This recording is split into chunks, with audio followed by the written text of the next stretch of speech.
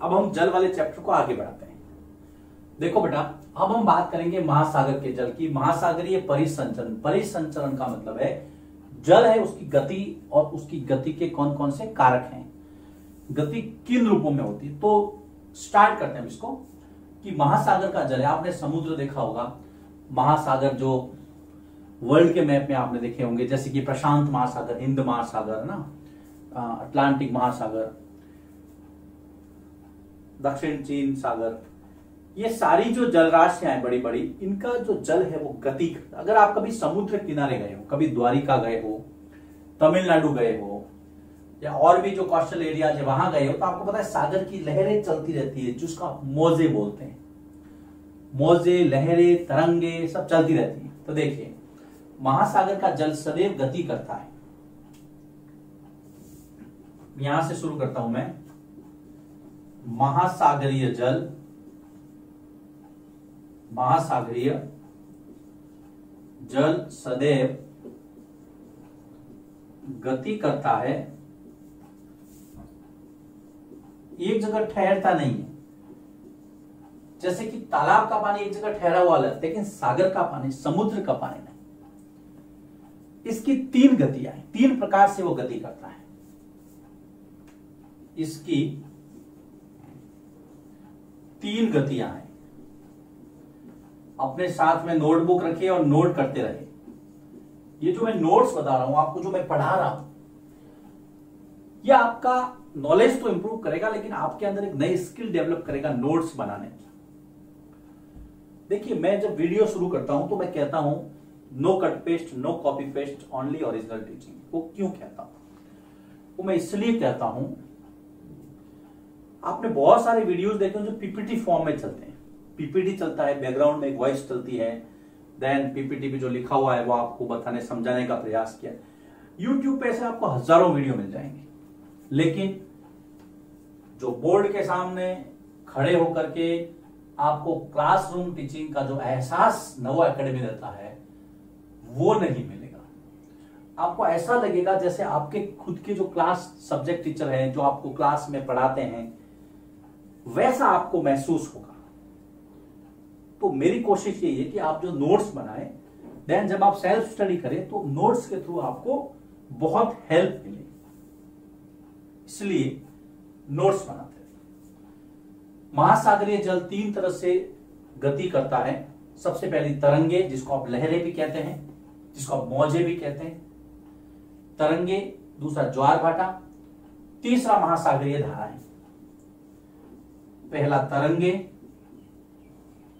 दूसरा ज्वार भाटा जिसको आप टाइड कहते हैं, तरंगे जिसको आप वेव्स कहते हैं, महासागरीय धारा जिसको आप ओशियन करंट्स कहते हैं। महासागरीय धाराएं। सीधा प्रश्न आता है, महासागरीय जल की गति के तीन कारक या तीन प्रकार, किन प्रकारों से वो गति करती है, इसकी कितनी गतियां हैं? तीन गतियां हैं। सीधा प्रश्न, सीधा जवाब, कोई कंफ्यूजन नहीं। सबसे पहले हम लेते हैं तरंगों को, वेव्स जिसको आप बोलते हैं। कभी समुद्र किनारे गए हैं, मान लीजिए आपका चप्पल आपके पैर से निकल करके पानी के अंदर चला गया, दूसरे पर वो पानी की लहरों के साथ किनारे पे लौट आता है। लहरें गति करती है जल के साथ। तो तरंगे, महासागरीय सतह पर जल लगातार उठता और गिरता है, जिसे तरंगे अथवा लहरें कहते हैं। एक तो इसकी परिभाषा आपको दे देते हैं। महासागरीय सतह पर बिल्कुल आराम से, इत्मीनान से, महासागरीय सतह पर जो उसका सरफेस है, वहां पर पानी उठता है, गिरता है। जल लगातार उठता और गिरता रहता है, उठता और गिरता रहता है, जिसे तरंगे या लहरें कहते हैं। सबसे पहली बात तो आपको यह पता रखनी, प्रश्न आता है, लहरों से आप क्या, तरंगों से आप क्या समझते हैं? तरंगे क्या है? तरंग क्या है? वेव। तो पानी के उठने और गिरने से इस तरह से ये ऐसे चलता रहता है। एक दिशा ये है, दूसरी दिशा ये है, इस तरह से। अब देखिए इसके अंदर क्या क्या चीज होती है। जब तूफान आता है या तेज वायु चलती है तो लहरें तेजी से उत्पन्न होती है। तूफान में तेज वायु चलने पर लहरें तेजी से उत्पन्न होती है। देखिए तूफान या तेज हवा, आपने भी देखा होगा जब तेज हवा चलती है, आप समुद्र के किनारे खड़े होते हैं तो लहरों का जो वेग है, जो स्पीड है, वो बढ़ जाती है। तो वही है, तूफान या तेज वायु चलने पर तेज लहरें उत्पन्न होती है। नहीं तो उसकी जो स्पीड है वो जनरली सामान्य होगी, से तेज लहरें उत्पन्न होती है, अन्यथा सामान्य लहरें होती हैं। अब हम आगे चलेंगे, देखो एक एक चीज को क्लियर करेंगे। लहरों वाला टॉपिक बहुत छोटा टॉपिक है और बहुत आसान है। उसके बाद में क्या होता है, विशाल तरंगे, जो बड़ी तरंगे आती है, विशाल तरंगे कई बार भारी विनाश का कारण बनती है। आपने सुनामी का नाम सुना होगा। विशाल तरंगे कई बार भारी विनाश का कारण बन जाती है। मैं यहां पर लिखता हूं, विशाल तरंगे कई बार भारी विनाश का कारण बनती है। अब देखिए विशाल तरंगे आती क्यों है, सबसे पहले हम ये समझेंगे। भारी विनाश का कारण बनती है। सबसे पहले हम ये देखेंगे कि विशाल तरंगे किस कारण से उत्पन्न होती है, क्यों आती है। तो देखिए या तो भूकंप आएगा, या ज्वालामुखी उद्गार होगा, या जल के नीचे भूस्खलन होगा, जमीन खिसक जाए। 3 कारण है, ध्यान रखना। यहां पर लिखा हूं मैं, इसको यहां ले लेना। भूकंप, फिर ज्वालामुखी उद्गार, आपने पहले पढ़ रखा है, तथा भूस्खलन, जमीन का खिसकना। याद रखना 3 कारण, या तो भूकंप, या ज्वालामुखी उद्गार, या जल के नीचे भूस्खलन, याद रखना, के कारण महासागर का जो जल है बहुत अधिक विस्थापित हो जाता है। भूस्खलन के कारण महासागरीय जल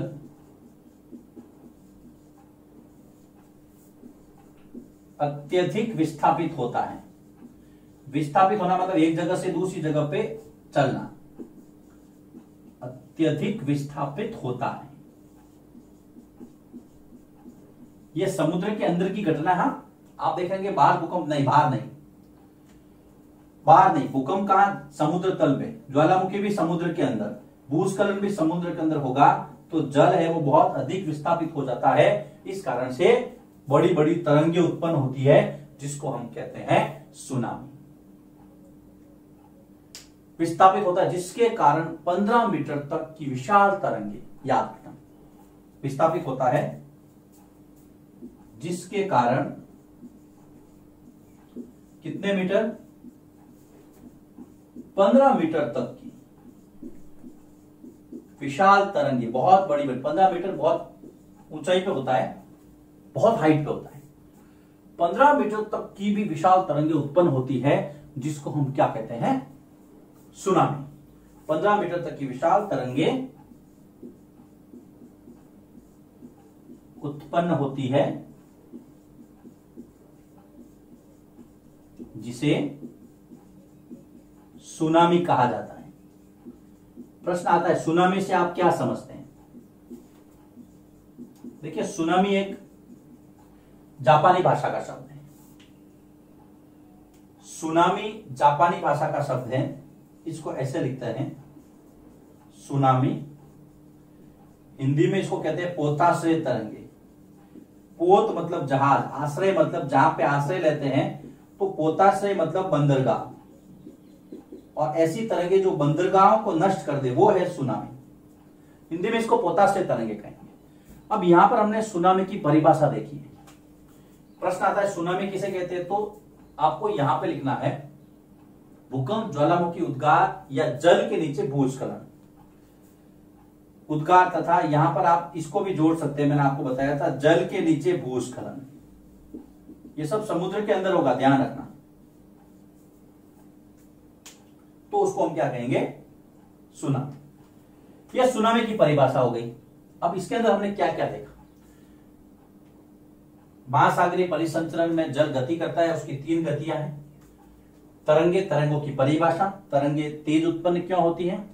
उसके बाद में सुनामी की परिभाषा, सुनामी का मतलब पोताश्रय तरंगे होता है, ये जापानी भाषा का शब्द है। अब इसको नोट कीजिए आप। इसके बाद में मैं सुनामी से संबंधित कुछ फैक्ट आपको बताता हूं, फिर ये तरंगों वाला टॉपिक यहां पर पूरा हो जाएगा। लिखिए इसको। अब हम बात करते हैं सुनामी से संबंधित कुछ तथ्यों पर।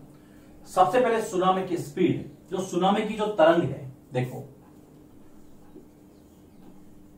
सुनामी की तरंग 700 किलोमीटर, सॉरी 700 मीटर प्रति सेकंड, 700 मीटर प्रति सेकंड की रफ्तार से चलती है।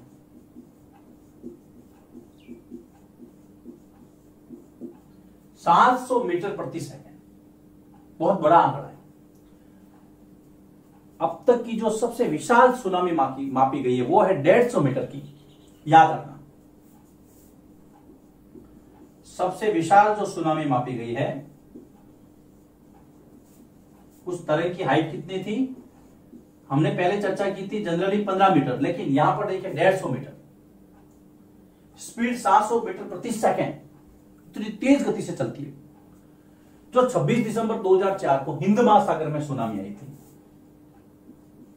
26 दिसंबर, याद रखना आप ये डेट, 2004 हिंद महासागर में जो सुनामी आई थी, आपको पता ही है, इंडोनेशिया, सुमात्रा, भारत का तमिलनाडु, अंडमान निकोबार सारे खतरे में थे उस समय, बहुत नुकसान हुआ था।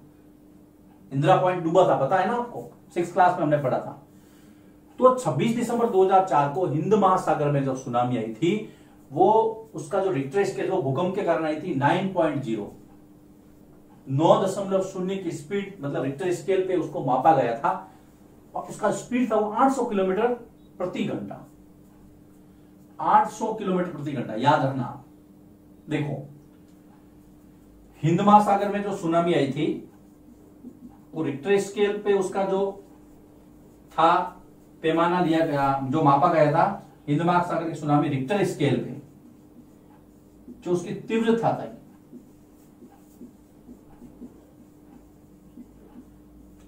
वो 9 का भूकंप था। 9 का मतलब बहुत जबरदस्त क्षति होती है वहां।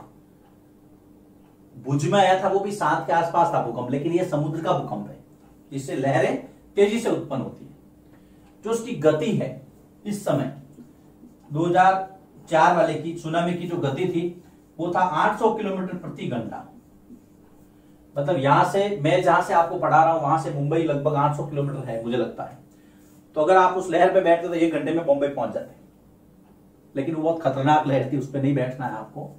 चलिए मैं आपको बता रहा हूं ऐसे ही। सुनामी आने से क्या आपको पहले संकेत मिलते हैं, जैसे 3 घंटे पहले आपको सुनामी के संकेत मिल जाते हैं। क्या होगा, 3 घंटे, ऐसे विशेषज्ञ बताते हैं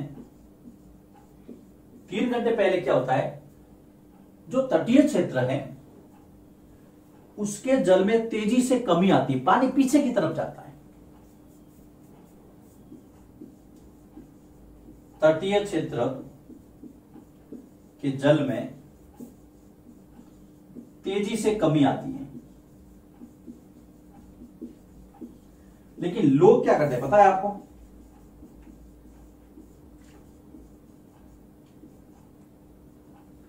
लोग मजा लेने जाते हैं, चलो चलो पानी कम हुआ देखेंगे, जाग के अंदर तक जाते हैं। कि देखो हम इतने अंदर तक आ गए, जैसे कोई वर्ल्ड कप जीतना हो। फिर आता है सुनामी का झटका, सारा साफ कर जाता है। तो ये कुछ संकेत है। तो यहां पे देखिए इस वीडियो में हमने क्या देखा, महासागरीय परिसंचरण में तरंगों की परिभाषा, महासागरीय परिसंचरण की 3 गतियां, इसमें तरंगे हम कंप्लीट कर चुके हैं। सुनामी की परिभाषा, सुनामी की स्पीड, 2004 में जो हिंद महासागर में जो सुनामी आई थी उससे संबंधित कुछ आंकड़े, कुछ पिक्चर्स। तो इस प्रकार से आपको ये ध्यान रखना है, उसका तारीख 26 दिसंबर याद रखना, 2004। चलिए तरंग यहां पर पूरा होता है। उसके बाद में हम अगला टॉपिक लेंगे नेक्स्ट वीडियो में, जो है ज्वार भाटा। लिखिए इसको।